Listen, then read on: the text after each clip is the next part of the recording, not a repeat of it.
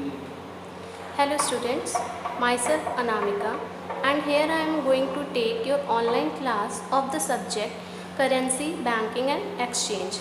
सबसे पहले हम यहाँ पे बात करते हैं बेटा यूनिट 1 के कोर्स कंटेंट के बारे में कि उसमें क्या क्या है। फर्स्ट है इसमें फंक्शंस, सिग्निफिकेंस ऑफ मनी यानी मुद्रा का क्या कार्य है, उसका क्या महत्व है। नेक्स्ट कितने टाइप्स की होती है, क्या क्या कैटेगरीज़ है, किस फॉर्म की होती है मुद्रा। उसके बाद इसमें अगला जो कंटेंट है वो है क्वांटिटी थ्योरी ऑफ फिशर यानी फिशर ने मुद्रा का परिमाण सिद्धांत दिया था, उसकी क्या मान्यताएं और क्रिटिसिज्म्स थे, हम उसके बारे में बात करेंगे। नेक्स्ट है हमारा monetary standard. Monetary standard means मुद्रा मान क्या होता है, उसमें स्वर्ण मान क्या है, रजत मान क्या है, ये सारी चीज़ें हम पढ़ेंगे। नेक्स्ट जो हमारा इसमें कंटेंट है वो है methods and principles of note issue. Note निर्गमन के क्या सिद्धांत और प्रणालियाँ होती हैं उनके बारे में बात किया जाएगा। और जो लास्ट है कोर्स कंटेंट वो है इंडियन मनी मार्केट यानी भारतीय मुद्रा बाज़ार। ये सारा हमारा यूनिट 1 का कोर्स कंटेंट है। अब हम सबसे पहले बात करते हैं लेक्चर 1 की, जो हमारे भाई फर्स्ट टॉपिक को रिलेट कर रहा होगा। जो हमारा फर्स्ट टॉपिक है वो है क्या, functions and significance of money यानी मुद्रा का अर्थ क्या है और उसका महत्व क्या है। अगर हम मुद्रा के अर्थ के बारे में बात करें तो सबसे पहले बात आती है कि मुद्रा ओरिजिन में कैसे आई, किस तरह से हमें मुद्रा के बारे में पता चला, हमने उसे यूज़ करना शुरू करा। यह मुद्रा जब नहीं थी तो हम क्या करते थे, जब मुद्रा एग्जिस्टेंस में नहीं आई थी बेटा तो उस समय हम एक वर्ड यूज़ करते थे वस्तु विनिमय। वस्तु विनिमय क्या था, जब दो लोगों के बीच में वस्तुओं को लेकर एक दूसरे के बीच में हस्तांतरण या वो लोग आपस में एक दूसरे को अपनी अनावश्यक चीज़ देकर उनसे अपनी आवश्यकता की चीज़ ले रहे थे, तो इस तरह का जो माध्यम था दोनों के बीच में उसे हम क्या कहते थे, वस्तु विनिमय। यानी जब दो लोगों के बीच में कोई भी मीडियम ऑफ एक्सचेंज यानी विनिमय का माध्यम ना हो तो उसे हम क्या कहते थे, वस्तु विनिमय।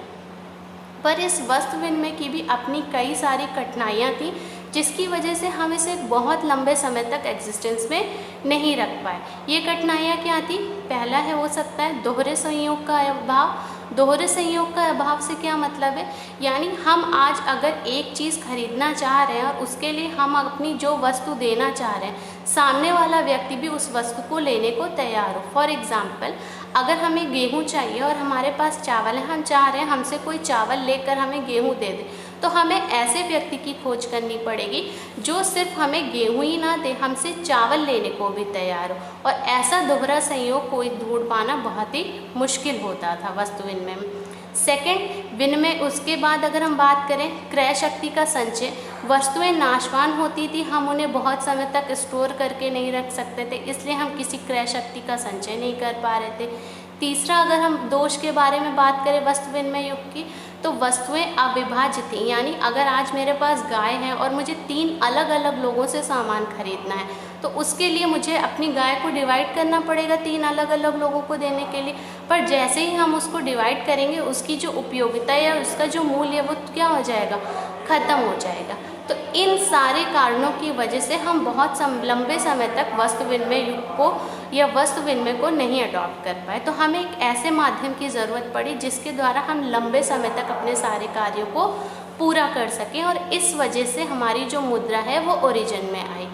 अब अगर हम बात करें मुद्रा शब्द किस चीज़ से बना है, तो मुद्रा शब्द संस्कृत भाषा के एक मणिक शब्द से बना है जिसका अर्थ होता है मूल्यवान पदार्थ। अब अगर हम बात करें मुद्रा की परिभाषा के बारे में, तो मुद्रा की जो परिभाषा है वो अलग अलग जो हमारे राइटर्स हैं उन्होंने अलग अलग तरह से मुद्रा को डिफाइन किया है। फॉर एग्जांपल हार्टले विदर्स का कहना है मुद्रा वह है जो मुद्रा का कार्य करे। उन्होंने कहा था जो भी वस्तु या जो भी पदार्थ जिसमें मुद्रा के सारे फंक्शंस को पूरा करने की क्षमता है वो हमारे लिए मुद्रा कहला सकती है।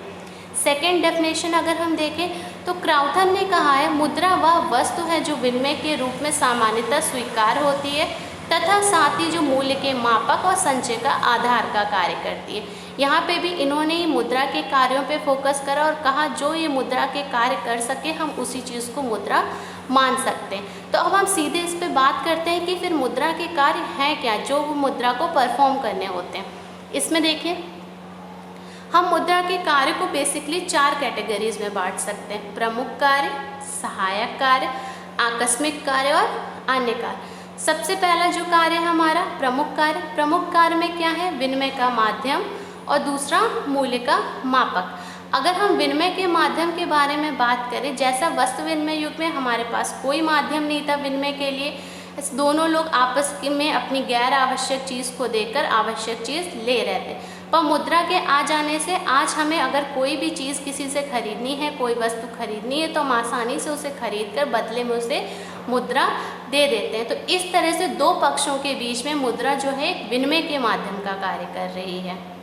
सेकंड पॉइंट है हमारा मूल्य का मापक, यानी आज हम सारी वस्तुओं या सेवाओं के जो मूल्य हैं उसको मुद्रा के फॉर्म में नाप सकते हैं। फॉर एग्जाम्पल, अगर हमें 1 मीटर कपड़ा चाहिए तो हमें पता है कि 1 मीटर कपड़े का दाम क्या होगा, या 1 लीटर दूध चाहिए तो उसका दाम क्या होगा। तो आसानी से हमें 2 या 3 जितना भी चाहिए होगा उतने लीटर हम दूध या उतने मीटर कपड़ा खरीद कर उसका भुगतान कर सकते हैं। तो इस तरह हम वस्तुओं और सेवाओं के मूल्य को माप पा रहे हैं। नेक्स्ट हम बात करते हैं सहायक कार्य। सहायक कार्य में हमारा सबसे पहला कार्य क्या हुआ? क्रय शक्ति का संचय।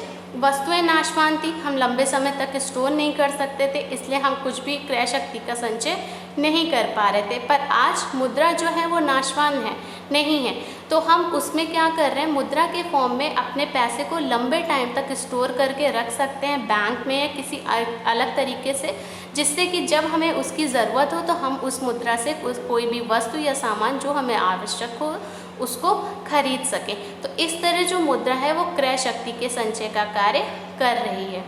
सेकंड है मूल्य का हस्तांतरण।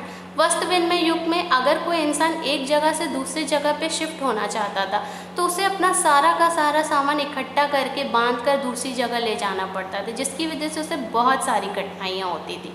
पर आज मुद्रा के आ जाने से हम अगर एक शहर से दूसरे शहर में शिफ्ट करना चाह रहे हैं तो हम आसानी से अपना ये सामान एक शहर में बेच सकते हैं और दूसरे शहर में जाकर खरीद सकते हैं। यानी जो हमारा ट्रांसफ़र का सिस्टम है वो बहुत ज़्यादा आसान हो चुका है। या हम किसी को पैसे भी भेजने चाह रहे हैं तो हम सीधे चेक के फॉर्म या किसी और तरीके से उसे उसका पेमेंट दे सकते हैं, या मनी को जो है हम ईजिली एक जगह से दूसरी जगह तक हस्तांतरित कर पा रहे हैं।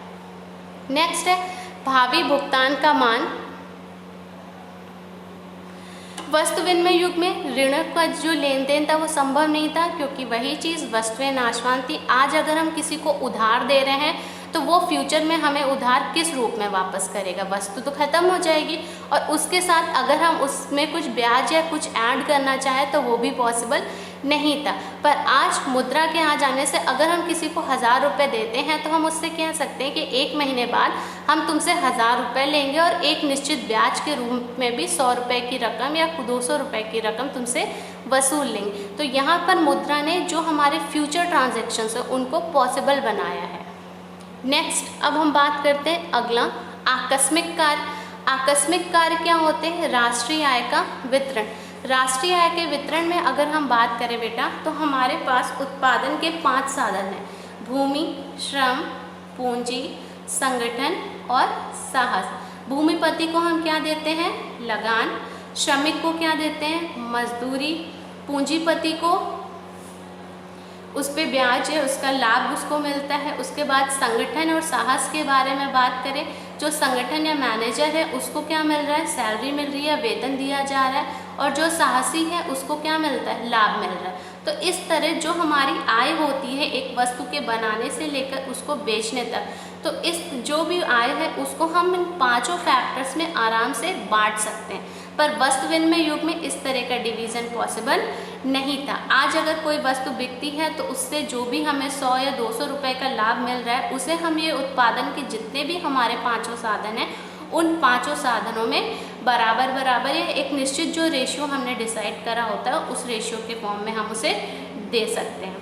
नेक्स्ट है हमारा अगला जो कार्य है आकस्मिक कार्य में, वो है साख का आधार। साख का मतलब है बेटा उधार लेन देन कोई पॉसिबिलिटीज़। तो ये जितने भी उधार लेन देन है क्यों पॉसिबल हो पाए, क्योंकि आज मुद्रा एग्जिस्टेंस में आ चुकी है।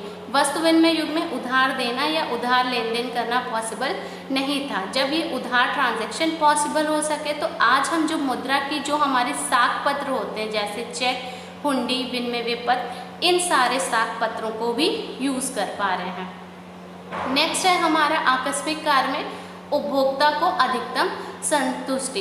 उपभोक्ता की संतुष्टि की बात करें, आज जो है एक उपभोक्ता जो हम कहते हैं एक विवेकशील प्राणी है, उसके हाथ में उसकी क्रय शक्ति है, उसे वो अपनी ज़रूरत के हिसाब से आज उसे ज़रूरत है तो आज खरीद सकता है, या फ्यूचर में उसे ज़रूरत है तो वो फ्यूचर में उस वस्तु को आसानी से खरीद सकता है। दो वस्तुएं उसके सामने हैं, वो आसानी से चेक कर सकता है या जांच कर सकता है कि इसमें से कौन सी वस्तु उसको ज़्यादा संतुष्टि प्रदान करेगी और किससे उसे कम संतुष्टि। तो ये जो उसके पास रैशनल पावर आई है, विवेक की करने की जो पावर आई है, वो उसे किसने दी है? मुद्रा के एग्जिस्टेंस में आने की वजह से ही उसे मिल पाई है।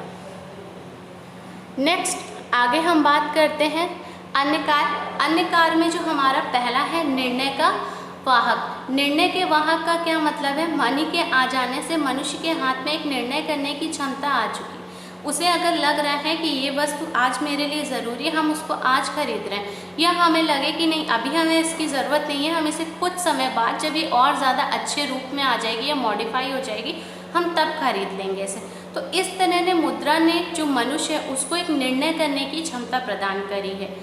नेक्स्ट है हमारा शोधन क्षमता की गारंटी। शोधन क्षमता का क्या मतलब होता है? सॉल्वेंसी। सॉल्वेंसी मतलब तरलता।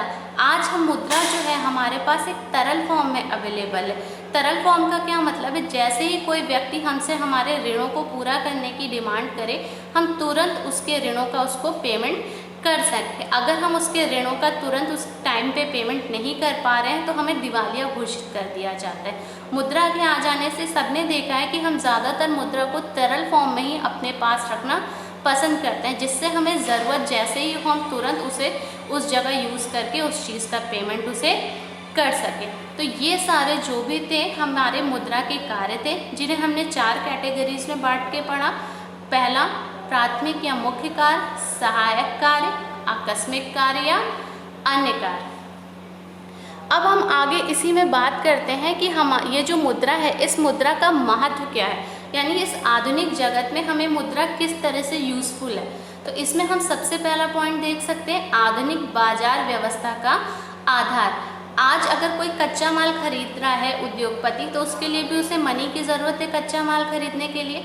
जब वो कच्चा माल उससे फिनिश गुड्स या पूरा एक सामान तैयार करके उसे मार्केट में बेचेगा, तो उसे बेचने के बाद क्या मिलेगी? पैसा जो मिलेगा वो मुद्रा के फॉर्म में मिलेगा। इस तरह से जो एक पूरी साइकिल है वो क्या है, अपने आप रेगुलेशन में चलती रहती है। तो इस पूरी बाजार व्यवस्था का हम आधार क्या कह सकते हैं? मुद्रा ही है। अगर ये मुद्रा एग्जिस्टेंस पे नहीं आती तो हम इतने बड़े लेवल पे किसी भी वस्तु का उत्पादन नहीं कर पाते। नेक्स्ट है अगला, हम अगर गुण या लाभ की बात करें, साख का आधार। साख जो है आधुनिक आधार जो हमारी व्यवस्था है व्यवसायिक का, उसका एक बेसिक हम ढांचा कह सकते हैं। क्यों कह सकते हैं? क्योंकि कई सारे जो बड़े बड़े उद्योगपति हैं उन्हें भी अपने बिजनेस को स्टार्ट करने के लिए या रॉ मटेरियल को खरीदने के लिए कई बार हमें बैंक से या अदर जगहों से क्या करना पड़ता है? ऋण लेना पड़ता है या लोन लेना पड़ता है। तो ये लोन हम किस फॉर्म में ले रहे हैं? मुद्रा के फॉर्म में ही ले रहे हैं। तो इस तरह मुद्रा के आ जाने से जो एक पूंजी का बेस तैयार हो जाता है, जिसे आसानी से कोई भी उद्योगपति अपने बिजनेस में यूज़ कर पा रहा है।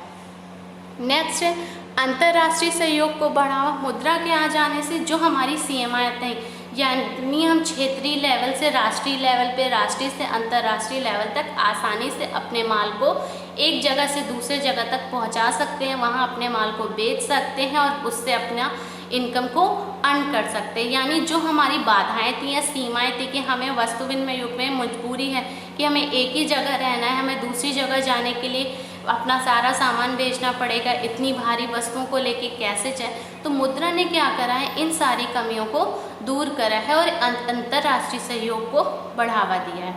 नेक्स्ट है हमारा 4th पॉइंट है जो है इसमें महत्व में पूंजी निर्माण में सहायक। आज अगर 100 व्यक्ति हैं, उनके पास छोटी छोटी बचतें उनकी पड़ी हुई हैं, तो हम एक बैंक, एक संस्था के रूप में उनकी उन छोटी छोटी बचतों को इकट्ठा कर ले बैंक, और जिस व्यक्ति को उसके उधार चाहिए उस व्यक्ति को वो बढ़ी हुई अमाउंट जोड़कर उसे दे दे। तो वो पूंजीपति क्या करता है, उसको अपने बिजनेस में लगाता है, और जब वो बिजनेस में लग के उसमें ब्याज कमाता है या उसमें उसका मुनाफा होता है तो वो बैंक को अपने लिए हुए लोन पे पैसा वापस करता है। और जो हमारे छोटे छोटे इन्वेस्टर्स थे जिन्होंने अपनी जमा की थी उनको भी उन जमाओं पर क्या मिलता है, ब्याज मिलता है। यानी एक छोटी सी रकम को कैसे बड़े लेवल पे यूज़ करा जा रहा है, कैसे उसको उत्पादन में लेके आए, या जो लोगों के पास छोटी छोटी बचतें ऐसे ही पड़ी हुई थी उन्हें किस तरह से हम इकोनॉमी में लेकर आए जिससे वो काम में आ सके, ये सारी चीज़ें कैसे पॉसिबल हुई हैं, मुद्रा के आ जाने से पॉसिबल है। अगर लोगों के पास उनकी बचतें ऐसी पड़ी रहती तो उन पे अपने आप तो ब्याज या कोई वो बढ़ेगा नहीं, तो बैंक क्या करते हैं, उनसे कलेक्ट करते हैं, उद्योगपतियों को देते हैं, वो फर्दर प्रोडक्शन करते हैं, उसको सेल करते हैं, और जो पैसा आता है उससे वो अपना ब्याज चुकाते हैं। और बैंक उन्हीं इन्वेस्टर्स को जिन्होंने छोटी छोटी सेविंग्स उन्हें दी हैं उन्हें क्या देती हैं, उन सेविंग्स पे इंटरेस्ट देती हैं। तो इस तरह से पूरी चेन जो है, ये साइकिल जो है हमारी चलती रहती है। नेक्स्ट हम बात करते हैं प्रगति का सूचक। अगर हम मुद्रा की मूल्य की बात करें तो मुद्रा का भी एक मूल्य होता है। अगर वो मूल्य जो है बहुत ज़्यादा घटता है या बढ़ता है तो वो फ्लक्चुएशन हम क्या कहते हैं, अच्छा नहीं माना जाता। पर अगर मुद्रा का जो मूल्य है या जो उसकी स्टैंड लेवल है वो अगर एक लेवल पर मेंटेन रहता है तो उस तरह हम देश की अपनी प्रगति के बारे में भी बात कर सकते हैं। जैसे अगर हमारा मुद्रा जो हमारी मनी है वो बहुत ज़्यादा उसका मूल्य नहीं कम हो रहा है, एक लेवल पे बनी हुई, तो हम कह सकते हैं कि हम वाकई ग्रोथ कर रहे हैं, हमारे देश की प्रगति हो रही। पर अगर उसकी कीमत स्तर में बहुत ज़्यादा घटाव होता है या बहुत ज़्यादा बढ़ती है तो हम कह सकते हैं ये फ्लक्चुएशन हमारे देश की प्रगति या इकोनॉमी के लिए अच्छा नहीं माना जा सकता। यहाँ पे अभी ब्रीफ में ही हमने मुद्रा के मूल्य के बारे में बात करें। जब हम क्वांटिटी थ्योरी जो परमाणु सिद्धांत है वहाँ हम डिटेल में इस टॉपिक पे बात करेंगे कि मुद्रा का मूल्य कैसे निर्धारित होता है या चलन में मात्रा बढ़ने या घटने से मुद्रा के मूल्य पर क्या असर पड़ता है। नेक्स्ट हम बात करते हैं पूंजी की गतिशीलता। वही चीज़ जैसे पहले जो था पूंजी एक स्थान पर रुकी पड़ी थी, वो एक जगह से दूसरी जगह पे सर्कुलेट नहीं हो पा रही थी, पर आज बैंक के आ जाने से हम आसानी से एक जगह से दूसरी जगह पर मुद्रा के रूप में उस मनी को ट्रांसफ़र कर सकते हैं। फॉर एग्जांपल हम लखनऊ में रह रहे हैं, हमें दिल्ली में किसी को पेमेंट करना है तो हमारे पास बहुत सारे ऐसे मोड्स हैं जिनके थ्रू हम आसानी से उस पैसे को एक जगह से दूसरी जगह हस्तांतरित कर सकते हैं। या हमें 2 लाख रुपए लेके जाना है तो क्या हमें कैश में वो 2 लाख रुपए रख के ले जाने की ज़रूरत है? नहीं, हम एक छोटी सी अपनी चेकबुक या अपने एटीएम कार्ड के थ्रू या इतने सारे मोड्स आ चुके हैं उनके थ्रू अपने उस मनी को एक जगह से दूसरी जगह पर आसानी से ले जा सकते हैं। इस तरह से मुद्रा ने क्या करा है, पूंजी को एक गतिशीलता प्रदान कर दी है। तो ये सारे हम क्या बात कर रहे हैं, मुद्रा के महत्व के बारे में, जो आधुनिक आधार व्यवस्था में या आधुनिक व्यवस्था में हमारे काम में आ रहा है। और मुद्रा ने जो सबसे बड़ा काम करा है, जो मुद्रा का सबसे बड़ा महत्व था वो यही था कि उसने जितने भी हमें वस्तु विनिमय युग में कठिनाइयाँ हो रही थी, विनिमय का किसी माध्यम के ना होने के कारण, मूल्य मापक ना होने के कारण और वस्तुओं की विभाज्यता के ना होने के कारण, तो मुद्रा ने क्या करा है, वस्तु विनिमय युग की इन सारी कठिनाइयों को दूर कर दिया है। तो यहाँ पर हमने बात करी मुद्रा के अर्थ, उसके कार्य, उसके महत्व के बारे में। अगली जो हमारी लेक्चर होगा ऑनलाइन लेक्चर, उसमें हम बात करेंगे मुद्रा के वर्गीकरण और ई मनी के बारे में, यानी मुद्रा का जो स्वरूप है वो कैसा कैसा हो सकता है, ई मनी क्या है, इसके बारे में हम बात करेंगे अपने सेकंड ऑनलाइन लेक्चर के बारे में। Thank you students.